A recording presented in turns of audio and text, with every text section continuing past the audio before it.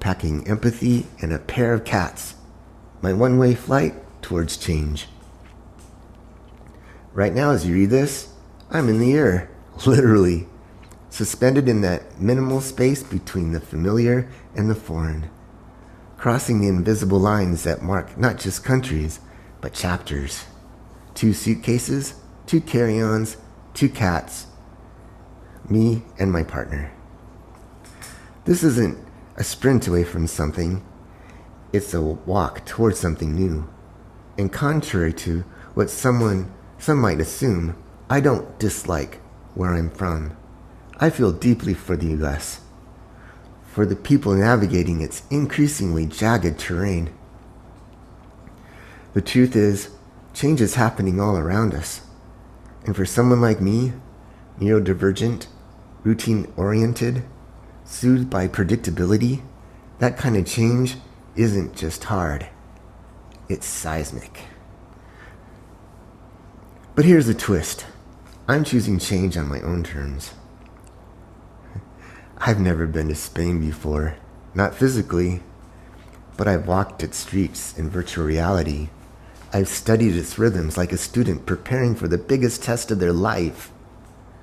I've strolled the seaside promenades in VR, tuned in the daily local news via AI, and absorbed slang and custom like someone studying for more than just survival, someone studying for belonging. And I didn't just stop with language or landmarks. I dove into history, discovering how Spain's soul is stitched from many cultures, layers upon layers of influence, resistance, and renewal. I found echoes of myself in that blend, part warrior, part wanderer, part whisper of something wild and ancient. Preparing to move wasn't just about learning where the bus stops are or how to order a cortado. It was about becoming someone ready to contribute, to be part of a community without demanding it to mold to me. I've mapped out ways to give back, to connect, to make friends in ways that honor local traditions and my own wiring. I've trained for this like an athlete trains for a debut on the world stage, with empathy in one hand and self-protection in the other. And in doing so, something beautiful happened. I changed. I became more effective, more reflective.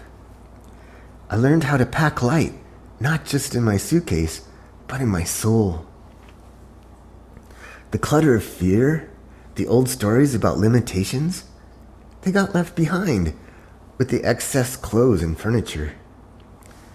To be clear, I'm not romanticizing reinvention. It isn't about running off to find myself. This is about bringing myself fully to a place that deserves that kind of intention. And yes, I set this blog to post while I'm quite literally up in the air, because that's how transformation often feels.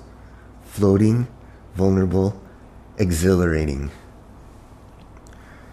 This story isn't just across borders. It's through discomfort, through growth, and ultimately through love. Love for myself, for people that I've yet to meet, and for a world I still believe in, even when it scares me. Let's not mistake leaving for abandoning.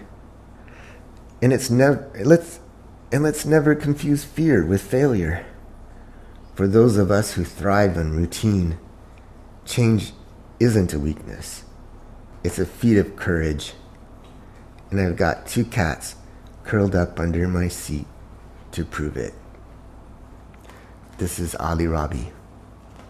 Muchas gracias.